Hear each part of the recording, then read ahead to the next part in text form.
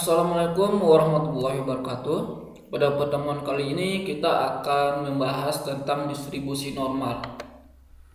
Jadi distribusi normal itu merupakan salah satu bentuk distribusi peluang kontinu dengan menggunakan pendekatan kurva normal.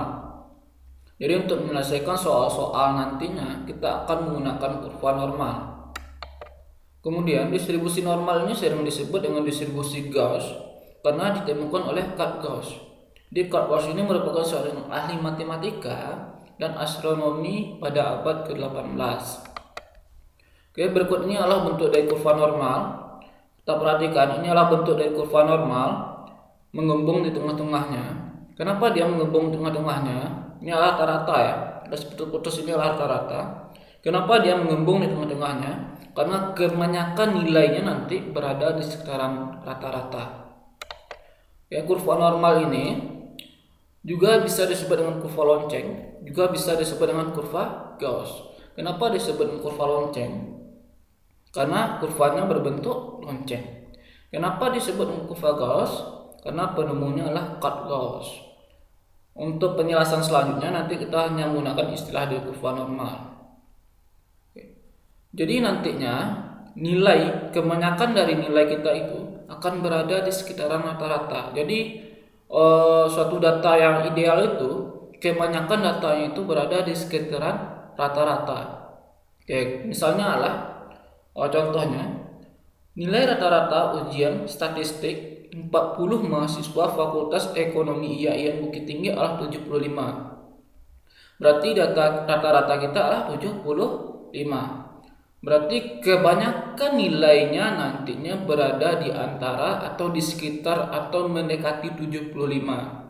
Bisa saja 20 orang mahasiswa mendapatkan nilai di sekitar 75, makanya dia mengembung tengah-tengah.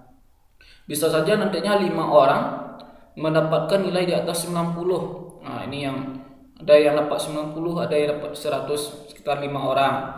Bisa saja nantinya sekitar 5 orang mendapatkan nilai yang sangat rendah di bawah 30 atau di bawah 40. Yang intinya kurva normal ini disebut dengan kurva ideal karena nilainya itu kebanyakan berada di sekitaran rata-rata, makanya disebut dengan kurva yang ideal. Untuk memahami sifat-sifat distribusi normal, kita akan mengamati kurva normal berikut ini. Sifat yang pertama adalah kurva selalu berada di atas sumbu X. Jadi kurva normal ini dia itu akan selalu berada di atas sumbu X yang datar nih ya. Kurva normal ini akan selalu berada di atas sumbu X. Dia tidak akan pernah berhimpit atau berada di bawah sumbu X. Dia itu akan selalu berada di atas sumbu X, itu maksudnya. Kalau yang kedua, memiliki asimtot datar sumbu X. Maksudnya di sini adalah kurva normal kita ini tidak akan pernah berhimpit dengan sumbu X, itu maksudnya.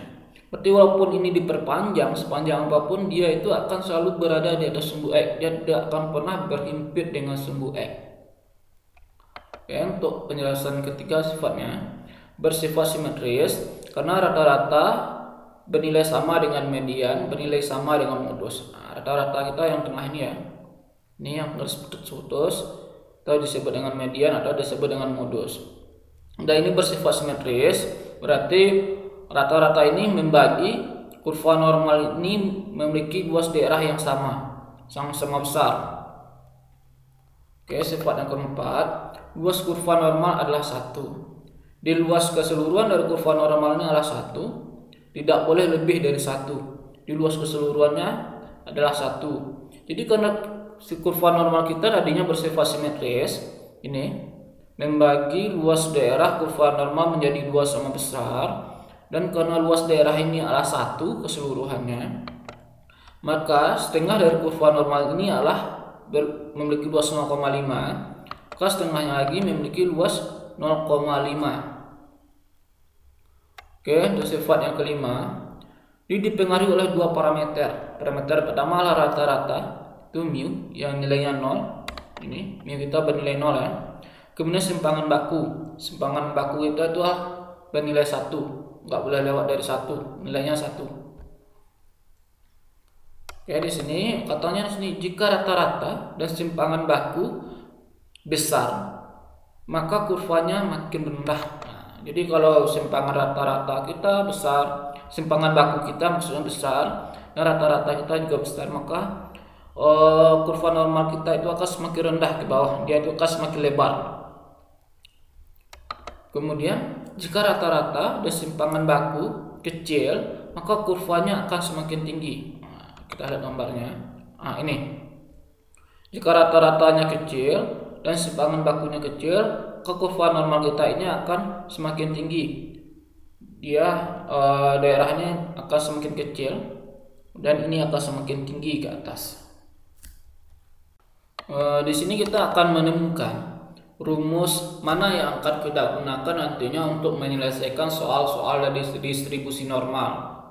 Kalau kita lihat bentuk umum dari fungsi peluang distribusi normal itu adalah ini, fungsi x-nya ini adalah bentuk umumnya. Rumusnya cukup panjang ya, cukup ribet kelihatannya. Dengan x sama dengan nilai variabel acak x, mu rata-rata, tau simpangan baku, inilah bilangan Euler. Tapi kita tidak akan menggunakan rumusnya ini. Inilah bentuk peluang distribusi normal. Di sini untuk mencari peluangnya itu kita menggunakan integral ya. Tapi kita juga tidak akan menggunakan ini. Tetapi nantinya kita akan mengubahnya. Rumus distribusi normal umum, ini rumus ini akan kita ubah ke dalam bentuk standar baku dengan mu-nya sama dengan 0 dan tau-nya sama dengan 1. Di rumus ini nantinya akan kita ubah menjadi rumus yang standar baku yang lebih mudah kita gunakan. Di rumusnya adalah Z sama dengan X dikurang mu per tau. Jadi ini adalah rumus standar baku, rumus yang akan kita gunakan nantinya untuk menyelesaikan soal-soal dari distribusi normal standar baku. Dengan X dengan Z itu sama dengan nilai variabel normal standar, X adalah nilai variabel acak, tau adalah simpangan baku, dan kan mu adalah rata-rata. Untuk penggunaan rumus Z ini, atau rumus standar baku ini, bisa dilihat pada penjelasan video berikutnya. Sedangkan untuk video ini cuman akan dibahas tentang sifat-sifat distribusi normal. Dan untuk pembahasan soalnya bisa dilihat pada video selanjutnya. Jika ada yang ingin ditanyakan, silahkan komen. Jangan lupa untuk like, komen, dan subscribe. Assalamualaikum warahmatullahi wabarakatuh.